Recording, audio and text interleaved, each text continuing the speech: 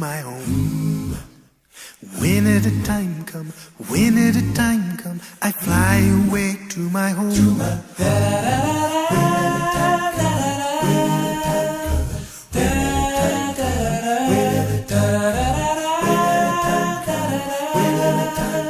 I fly away to my home. Yes. Maybe the morning, maybe the evening, I fly away to my home. Maybe the noonday, but soon I'll be leaving. I fly away to my home.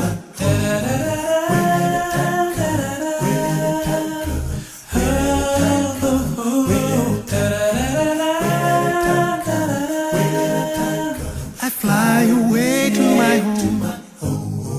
Wanna be ready, I gotta be ready to fly away to my home. My house is in order, my faith holding steady. I fly away to my home.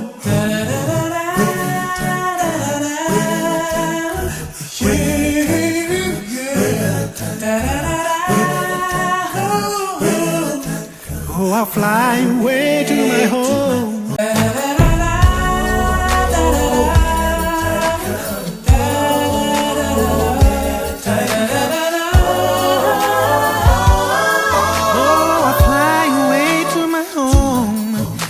I'll fly away to my home. Oh, I'll fly away.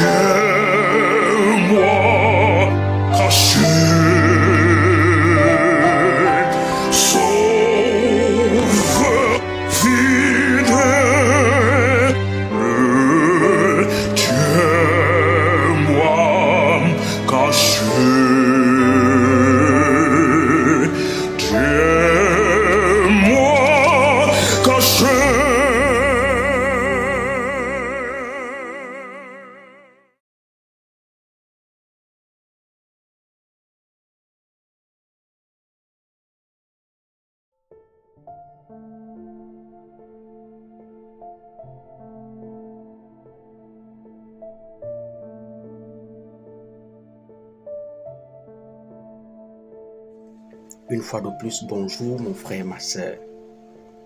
L'Éternel nous fait grâce d'un nouveau jour. Que son nom prenne gloire. Ce matin, nous sommes rendus à la 6e journée de notre semaine de prière, dont le grand thème est intitulé Sentinelle vigilante. Et ce matin, nous voulons parler de la sentinelle face au danger. Permets-moi de te narrer une histoire.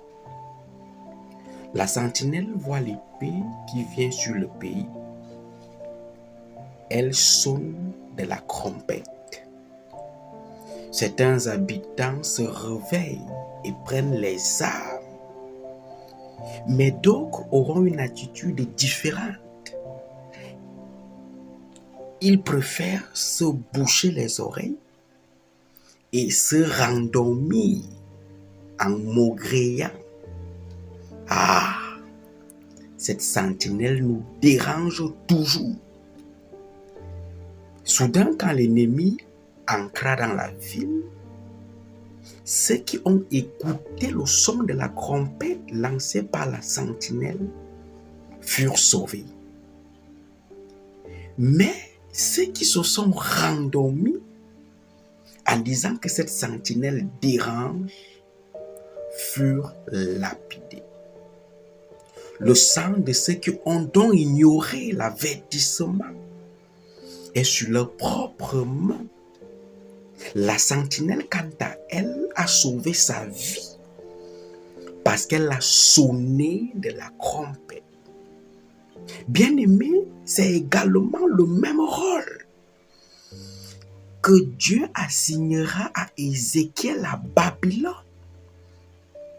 Je vous ai dit lors de la première journée que Ézéchiel est un prophète et également un prêtre exilé à Babylone.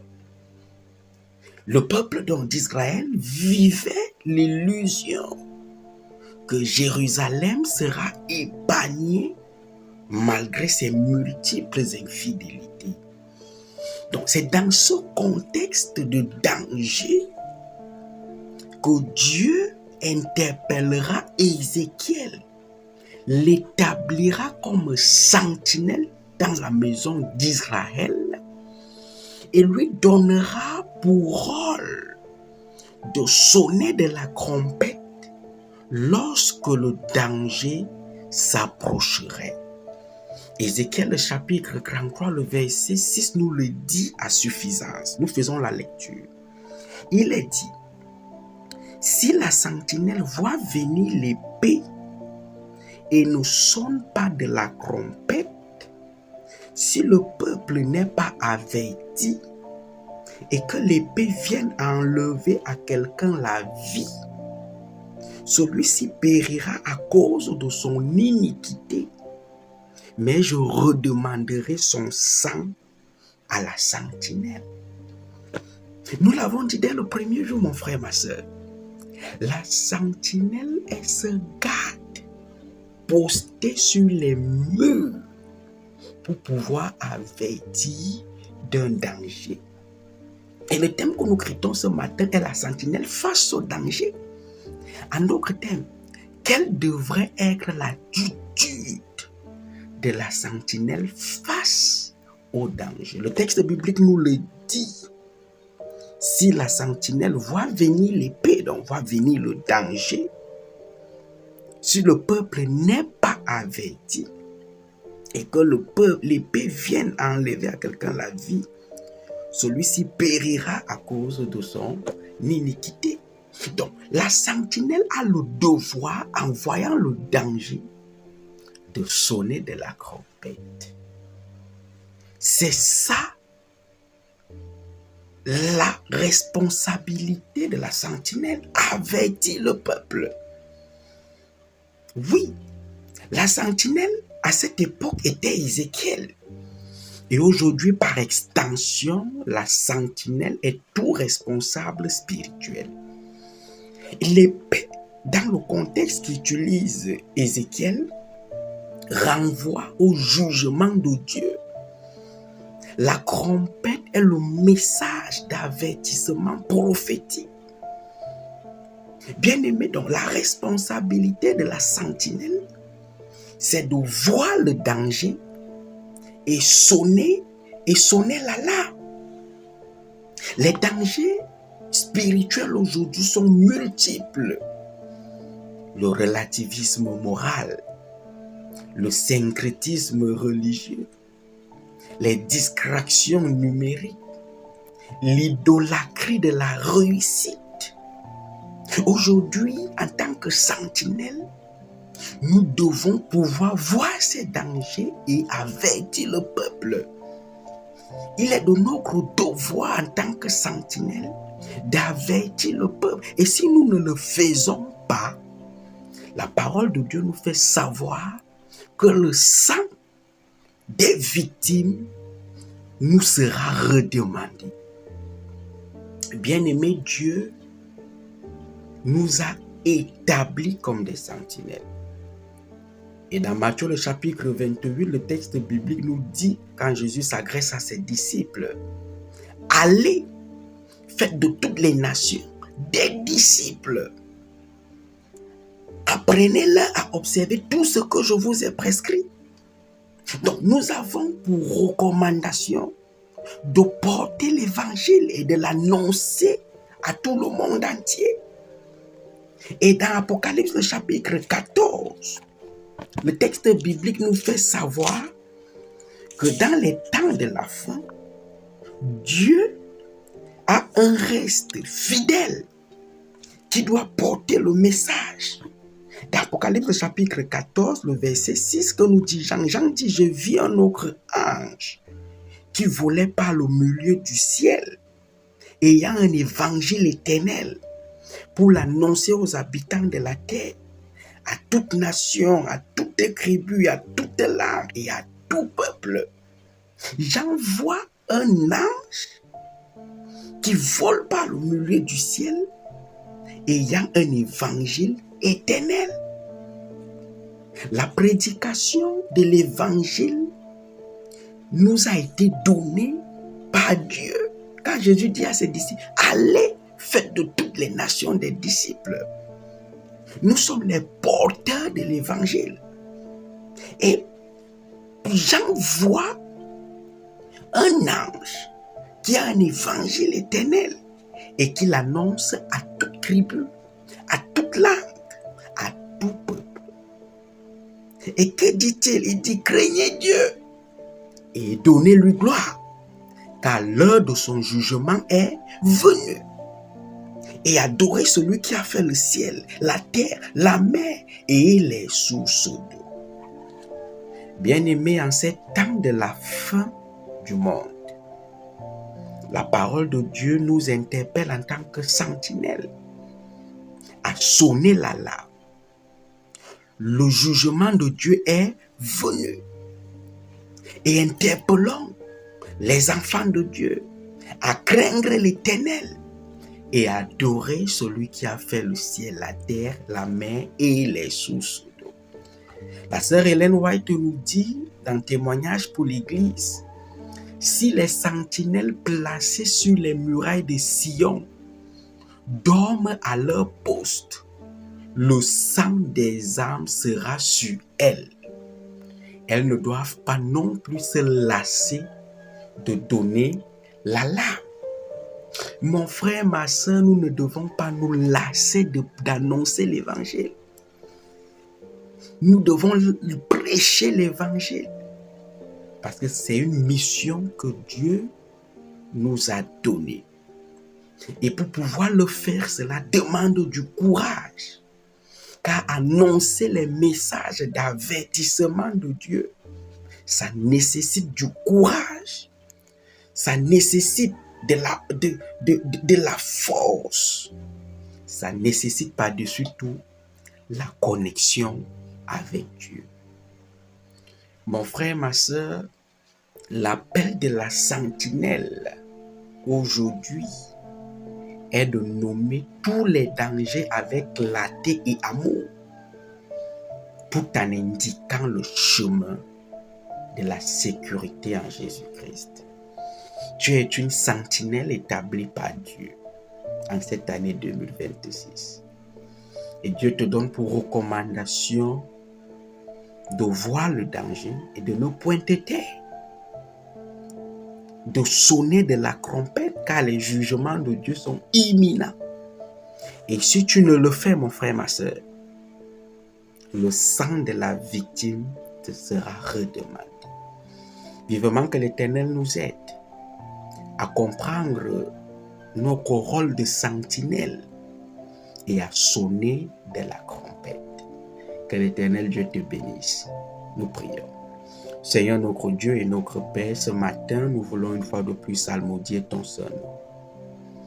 Et nous voulons te demander pardon pour toutes les fois où nous avons méprisé cette fonction qui est la nôtre, celle de voir le danger et de sonner de la trompette. Seigneur, tes jugements sont imminents et proches. Mais tu nous interpelles une fois de plus à sonner de la trompette, à avertir le peuple. Car si nous ne le faisons, Seigneur, le sang de celui-ci nous sera redemandé. Nous prions donc, Père éternel, que tu nous donnes cette force de pouvoir annoncer les avertissements de Dieu en ces temps. Donne-nous, Seigneur notre Dieu, de pouvoir nous acquitter de cette fonction noble et sacrée qu'est la prédication de l'Évangile. Donne-nous d'aimer l'Évangile. Donne-nous de connaître Jésus-Christ et de l'annoncer à tout le monde. Parce que, Seigneur, l'heure de son jugement est venue. Nous voulons te confier ton enfant ce matin. Je ne sais quelles sont ses difficultés. Je prie, Seigneur, toi qui es le Dieu El Roi, le Dieu qui voit, toi qui es le Dieu El Rapha, le médecin par excellence. Seigneur, vois la souffrance de ton peuple et apporte la guérison. Apporte la solution à ce cœur, Christ. Apporte la solution à ce cœur, Seigneur notre Dieu, qui est dans la tourmente, dans la peur. Soutiens tes enfants, augmente notre foi. Donne-nous, Seigneur, de vivre avec toi en continuelle connexion. Au nom puissant de ton Fils Jésus, nous avons prié. Amen.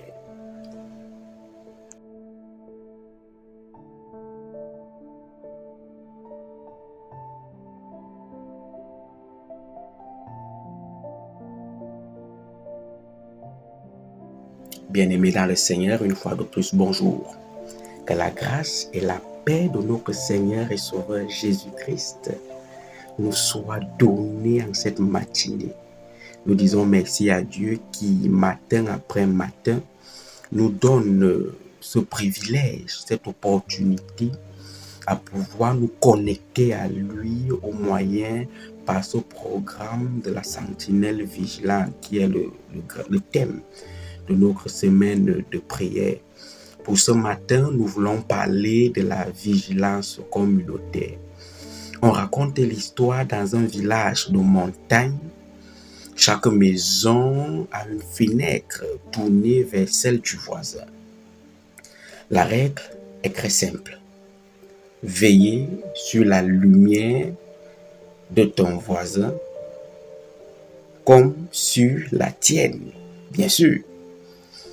Si tu vois vaciller ou s'éteindre la lumière du voisin, tu as l'obligation, le devoir d'aller frapper à sa porte.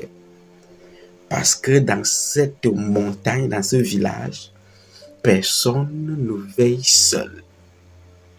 Ils veillent les uns sur les autres.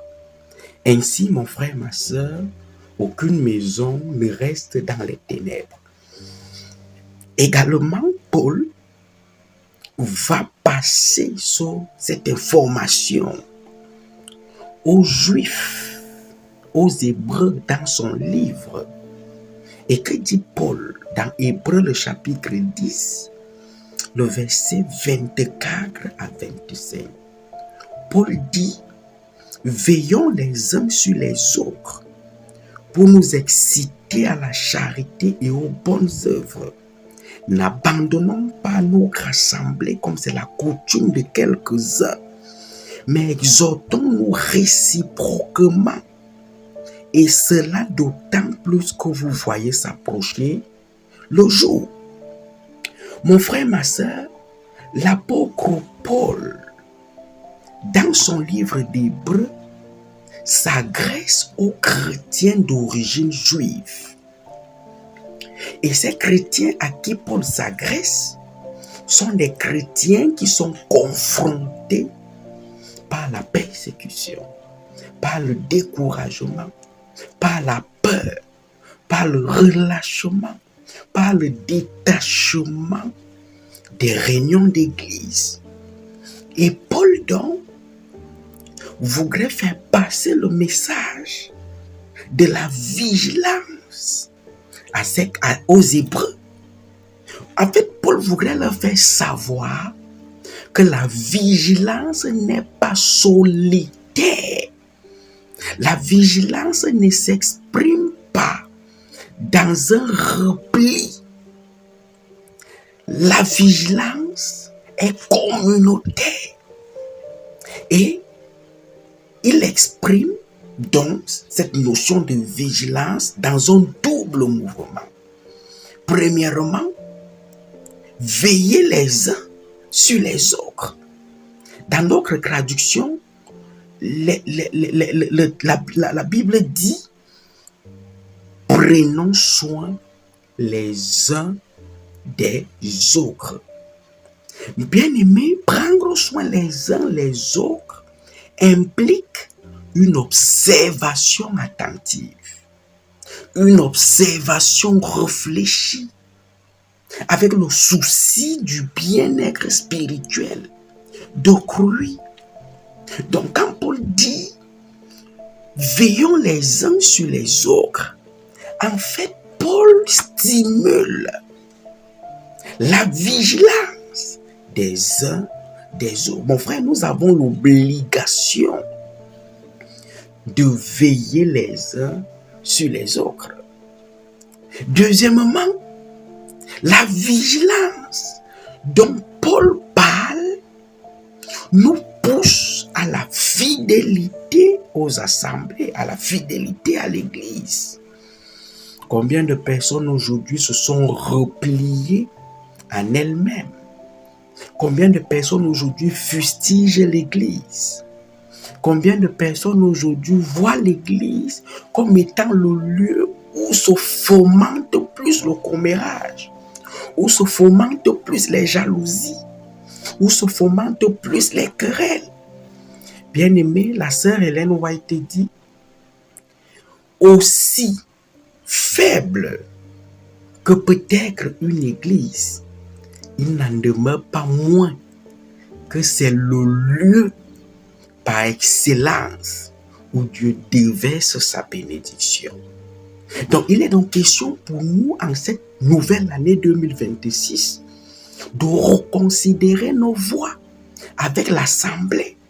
Si nous faisons partie de ceux-là qui ne veulent plus partir à l'église, mon frère, ma soeur, Paul nous demande de ne pas abandonner nos assemblées. Parce que c'est en assemblée que nous pouvons prendre soin les uns des autres. Bien-aimés, la communauté est dans le lieu par excellence où l'on s'encourage à rester vigilant. Aujourd'hui, l'individualisme et la commodité menacent la vie communautaire chrétienne. Aujourd'hui, les gens peuvent assister à un culte en ligne sans véritablement veiller les uns sur les autres. Oui, il n'est pas mauvais d'assister à un culte en ligne. Mais l'idéal, mon frère, ma soeur, c'est de pouvoir être en communauté afin de veiller les uns sur les autres. La sentinelle que je suis, la sentinelle que tu es, tu as donc comme recommandation biblique et divine ce matin, 1.